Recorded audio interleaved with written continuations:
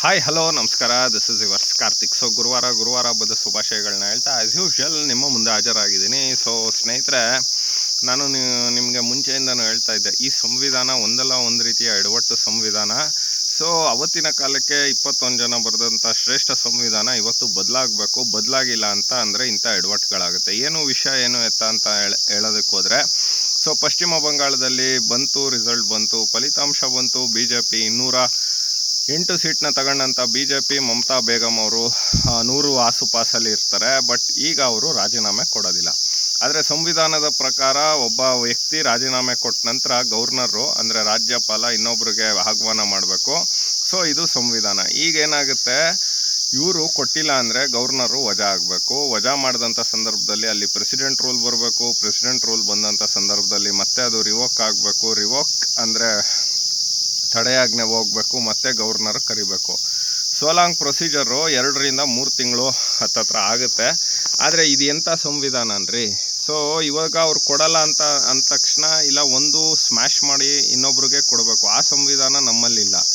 ಇಂಥ ಒಂದು ಏನಂತಾರೆ, ಗೊಂದಲದ ಸಂವಿಧಾನ, ಅಯೋಗ್ಯದ ಸಂವಿಧಾನ ನಮಗೆ ಬೇಡ.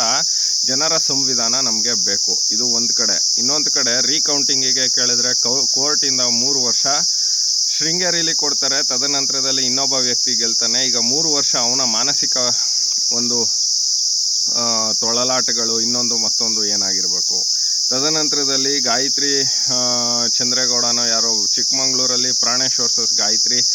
ಸೊ ಅಲ್ಲಿ ಆ್ಯಕ್ಚುಲಿ ವೋಟ್ ಬಂದಿದೆ, ಗೆದ್ದಿದ್ದಾರೆ, ಆದರೆ ಇನ್ನೂ ತೀರ್ಪು ಬಂದಿಲ್ಲ. ಇಂಥ ಸಂವಿಧಾನಗಳು ಬೇಕಾ? ಸೊ ಹಾಗಾಗಿ ನಾನು ಹೇಳ್ತಾ ಇರೋದು. ಆ್ಯಂಡ್ ದೆನ್ ಮಮತಾ ಬೇಗಂ ಎಂಥ ಅಯೋಗ್ಯಳು ಅಂತ ಅಂದರೆ, ಆಯ್ತಪ್ಪ 100 ಸೀಟ್ ಮೇಲೆ ಟ್ಯಾಂಪ್ರಿಂಗ್ ಮಾಡೋಕ್ಕಾಗುತ್ತಾ? ಏನೋ ಒಂದು ಕ್ವಶನ್ನ ನಾವು ಕಾಪಿ ಹೊಡಿಬೋದು, ಇನ್ನೊಂದು ಕೊಡ್ಬೋದು. ಅದೃಷ್ಟ ಇದ್ದರೆ ಆ ಪೇಪರ್ ಏನೋ ಒಂದು ಅರ್ಧ ಮುಂದೆ ಇರೋನು ನೋಡ್ಕೊಂಡು ಬರಿಬೋದು.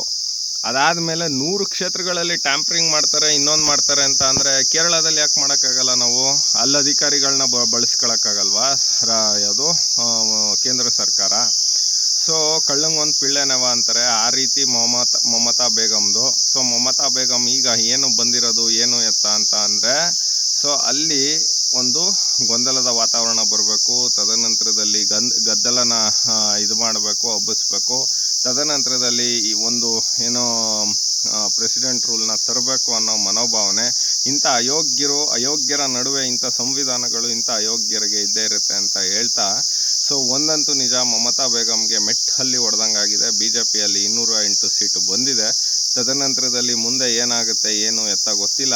ಮೊದಲನೇದಾಗಿ ಈ ಸಂವಿಧಾನ ಹೋಗಬೇಕು, ಜನರ ಸಂವಿಧಾನ ಬರಬೇಕು. ಇಲ್ಲಾಂದರೆ ಇದೇ ರೀತಿ ಗೊಂದಲಗಳು, ಇದೇ ರೀತಿ ಒಂದು ಈ ದೇಶದಲ್ಲಿ ಅರಾಜಕತೆಗಳು ಈ ರೀತಿಯಾಗಿ ಸಾಧ್ಯ ಆಗುತ್ತೆ. ಇಲ್ಲ ಅಂದರೆ ಇಲ್ಲಿ ಮುಂದಿನ ಏನೋ ಒಂದು ಬರುವಂಥ ಸರ್ಕಾರಗಳಿಗೆ ಇದು ಒಂದು ಮ್ಯಾಂಡೇಟ್ರಿ ಆಗಬೇಕು, ಪಾಠ ಕಲಿಬೇಕು. ಜನಗಳು ಕೂಡ ಯೋಗ್ಯರಿಗೆ ಮತ ಕೊಡಬೇಕು. ಇಲ್ಲಾಂದರೆ ಈ ಒಂದು ಕರ್ನಾಟಕದಲ್ಲಿ ಏನು ಸರ್ಕಾರ ಬಂದಿದೆ ಏನು ಎತ್ತ ಇದೇ ರೀತಿ ಕಂಟಿನ್ಯೂ ಆಗುತ್ತೆ.